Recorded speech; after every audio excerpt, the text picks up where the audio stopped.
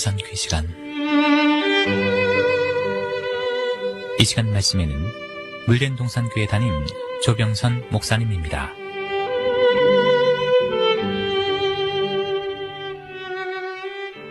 할렐루야, 조병선 목사입니다. 지금은 기도할 때이다 두 번째 시간입니다. 열등 가진 처녀에 대한 천국 비유는 주님이 언제 오시며 세상 끝에는 무슨 징조가 있겠습니까? 하는 제자들의 질문에서 비롯되었습니다. 주님은 이 세대가 완성될 때 일어날 모든 징조를 설명해 주시며 이러므로 너희도 예비하고 있으라, 생각지 않을 때 인자가 오리라 말씀하셨습니다. 성도 여러분, 열등 가진 처녀 비유는 단순한 비유가 아닌 주의 재림을 준비하는 성도가 어떤 삶을 살아야 천국에 입성할 수 있는지 그 실제와 실체를 다룬 너무나 중요한 말씀입니다. 그러므로 지금은 우리가 그 비유의 실체를 알아야 우리 모두 천국 혼인잔치에 들어갈 수 있기 때문에 등에 불 켜고 신랑을 맞는 지혜로운 다섯 처녀의 대열에 서기 위해 기도할 때라는 것입니다.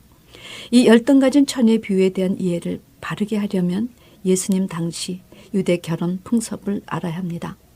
결혼이란 규례 속에 예수 신랑과 혼인잔치에 있을 신부의 모든 내용이 구체적으로 제시되어 있기 때문입니다.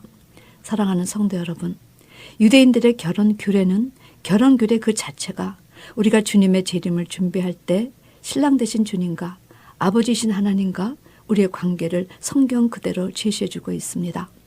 주님은 유대 혼인잔치를 배경으로 장차 있을 재림 사건과 새 하나님 왕국의 도래를 예고하여 주셨습니다.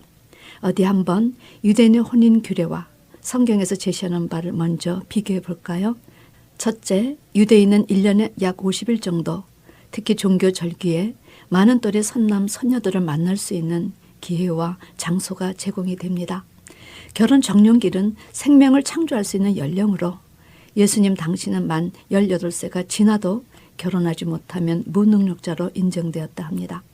이렇게 유대인들이 결혼 적령기를 생명을 창조할 수 있는 연령으로 한 것은 바로 우리가 예수를 영접해서 주로 믿고 신앙 고백을 할 수 있는 나이가 바로 영적으로 주님의 신부가 될 수 있는 나이기 때문입니다. 다윗이 소년 시절 물맷돌을 들고 그 시대 이스라엘의 대적 골리앗을 물리칠 수 있었던 비결은 다윗 안에 하나님의 생명이 거하고 그가 사시는 하나님을 알았고 구원은 칼과 창이 있지 아니함을 알았고 전쟁이 여호와께 속한 것임을 알았기 때문입니다.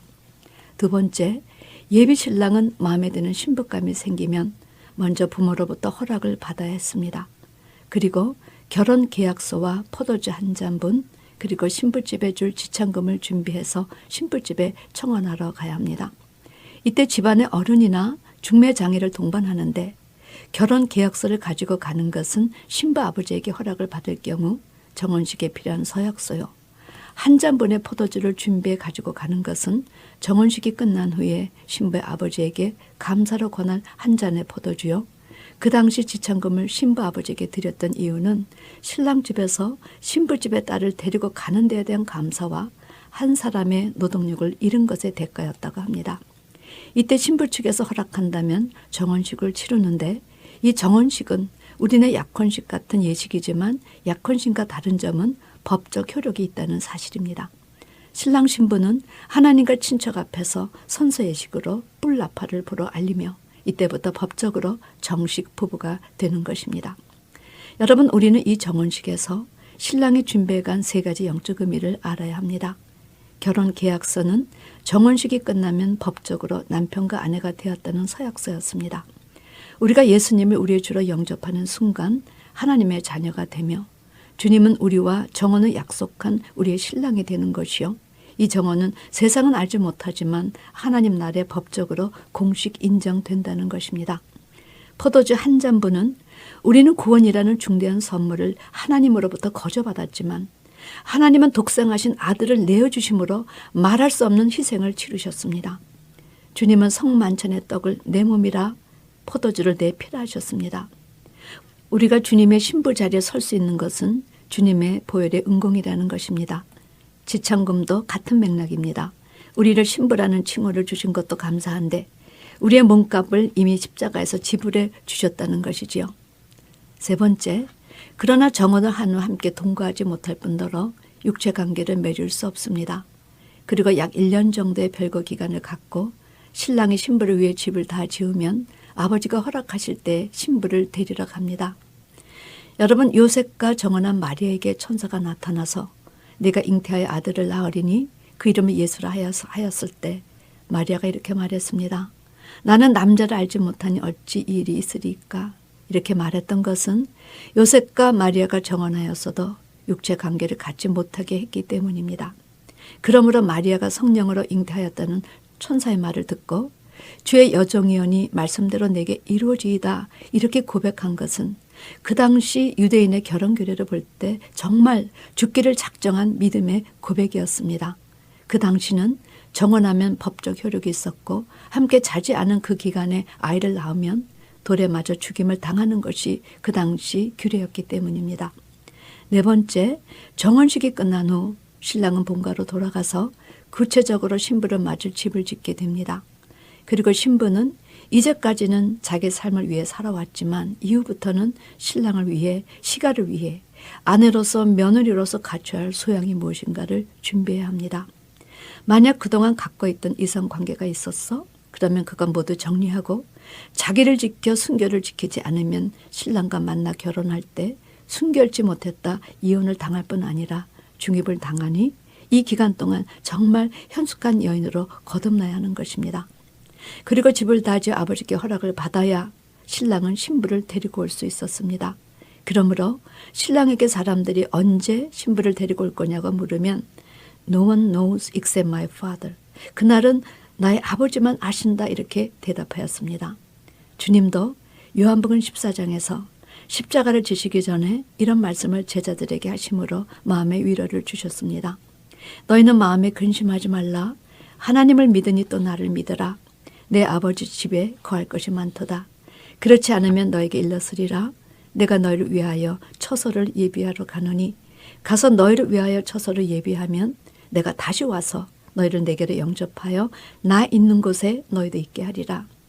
여러분, 이 말씀은 정혼식이 끝난 후에 신랑이 본가로 가서 신부를 맞을 집을 짓고 다 지으면 신부를 데리고 오는 그 규례를 비유해서 재림 때 주님이 오셔 그의 왕국에 들이실 것을 예고하신 것입니다. 우리는 이 말씀에서 주님께서 예비하시는 처소의 의미가 무엇인지, 그 처소를 다 짓고 아버지 허락을 받아 신부를 데리러 오겠다는 의미가 무엇인지, 내가 다시 와서 너희를 내게로 영접하여 나 있는 곳에 너희도 있게 하겠다. 이 장소가 어디 있는지 그 의미를 제대로 파악하고 있어야 할 것입니다. 주님께서 예비하시는 처소의 의미는 장소적인 천국이 아닙니다. 성령의 전이 될 주의 신부라는 사실입니다. 계시록 1장에서 주님은 오른손에 7뼈를 쥐고 첫째 사이를 부지런히 오가시며 7별 하나님의 종들과 부지런히 처소를 짓고 계심을 보여주십니다. 그리고 드디어 계시록 21장에서 한 천사가 사도 요한에게 하늘에서 내려오는 거룩한 성 예루살렘을 신부로 묘사하시므로 주님께서 예비하신 처소는 장소적인 천국이란 처소가 아니라 바로 신랑 예수를 맞기 위해 단장한 신부임을 제시했습니다. 또한 신부를 데리러 오겠다는 의미는 집을 다 지으면 재림의 주로 다시 오셔서 영원히 같이 살겠다는 말씀이었습니다. 그리고 내가 다시 와서 너희를 내게로 영접해서 나 있는 곳에 너희도 있게 하겠다. 이 장소는 바로 그리스도의 왕국이요 성도의 왕국이라는 천년 왕국을 가리킵니다. 또한 주님께서 무화과 나무의 비유를 가르쳐 주시면서 주님의 재림의 날과 그때는 아무도 모르나니 하늘의 천사들도 아들도 모르고 오직 아버지만 아시느니라 말씀하시므로 유대인의 결혼 규례를 그대로 비유하신 것을 우리가 알게 됩니다. 왜 이렇게 아버지만 아시는가? 여러분, 그 이유는 하나님 안에서 예정된 3가지. 첫째가 하나님은 예수의 이름으로 통일하시려는 뜻을 예정하셨다. 두 번째는 하나님의 이름과 어린 양의 이름을 받은 14만 4천의 수를 예정하셨다. 세 번째, 그 14만 4천의 수가 차야 재림하시는 때를 예정하셨기 때문에 오직 아버지만 아신다 하신 것입니다. 다섯째, 신랑이 본가에 가서 집을 짓는 동안 신부는 친정에서 신부 수업을 하며 신랑을 기다려야 합니다. 아버지 허락을 받은 신랑은 친구 2명을 증인으로 대동하고 솜 방망이 횃불을 들고 신부집을 향해 갑니다. 재미있는 사실은 신랑이 신부를 데리러 가는 행렬을 보는 사람들은 누구나 신부는 지금 신랑이 가는 것을 아느냐, 그를 맞을 준비가 되어 있느냐 이렇게 외쳐야 한다는 사실입니다. 여러분, 이 모습은 주님께서 재림하시기 전에 우리가 정말 많은 사람들을 하나님 앞에 돌아오게 해야 할 것에 대한 사명을 제시하신 것입니다. 승천하시기 전에 예수님은 제자들에게 너희는 가서 모든 족속으로 제자를 삼아 아버지와 아들과 성령의 이름으로 세례를 주고 내가 너에게 분부한 모든 것을 가르쳐 지키게 하라, 이렇게 지상명령을 주셨기 때문입니다. 6번째, 예비신랑은 마을 어귀에서 예비신부를 기다리고 신부 단장을 마친 신부가 들러리들과 함께 신랑 마중을 나갑니다. 그리고 신부를 맞은 신랑의 행렬은 아버지 집으로 돌아가지요. 여기에서 마을 어귀는 주님께서 재림하실 때 주 안에서 자던 영혼들이 부활하여 공중에서 주님을 영접하는 것을 의미합니다. 요한복음 14장에서 내가 가서 너희를 위하여 처소를 예비하면 내가 다시 와서 너희를 내게로 영접하여 나 있는 곳에 너희들 있게 하리라, 이렇게 말씀하셨는데 주님께서 우리를 영접하여 주시는 장소는 바로 공중이라는 사실입니다. 다윗은 시편 73장 24절에서 주께서 교훈으로 자기를 인도하시고 후에는 영광으로 자신을 영접해 주실 것을 고백했습니다. 이 이야기가 바로 열등 가진 처녀에서 제시되었지요. 신랑이 늦게와 다 졸며 잘세 밤중에 보라 신랑이로다 맞으러 나오라 하매 처녀들이 다 일어나 등을 준비할 때 여기에서 등에 불을 켜고 나갈 처녀와 기름이 없어 등에 불을 켜지 못하는 처녀로 나누어집니다. 여러분, 여기서 신부가 신랑을 맞이하기 위해 나가는 곳이 바로 마을 어귀 공중이라는 사실입니다. 7째, 신랑 집에서 결혼 예식이 시작이 됩니다. 신부는 베일에 가려진 채로 신방으로 들어가지요.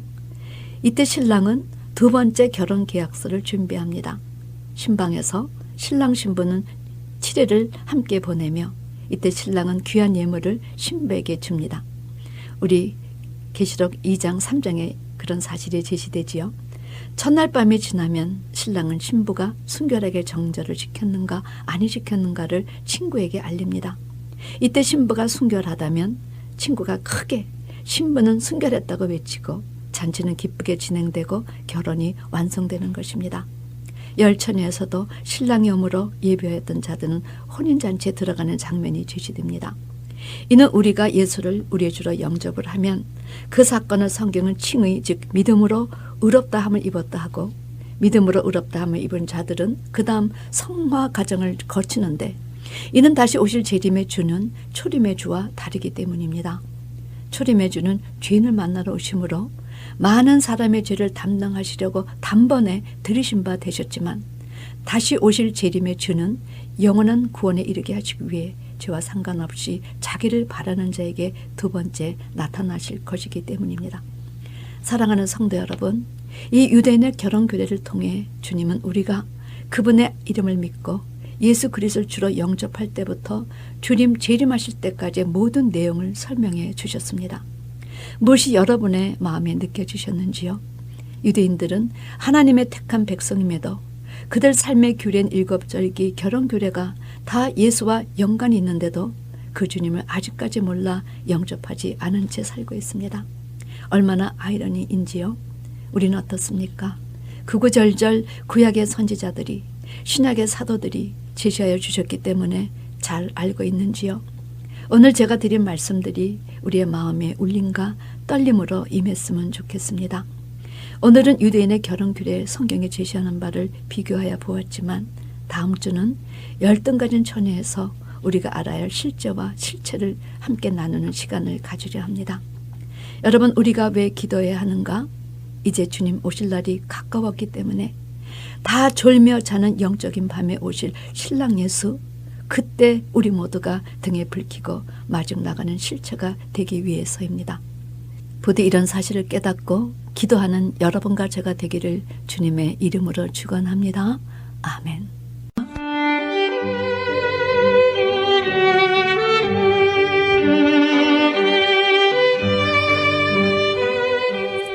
지금까지 말씀에 물된 동산교회 담임 조병선 목사님이었습니다.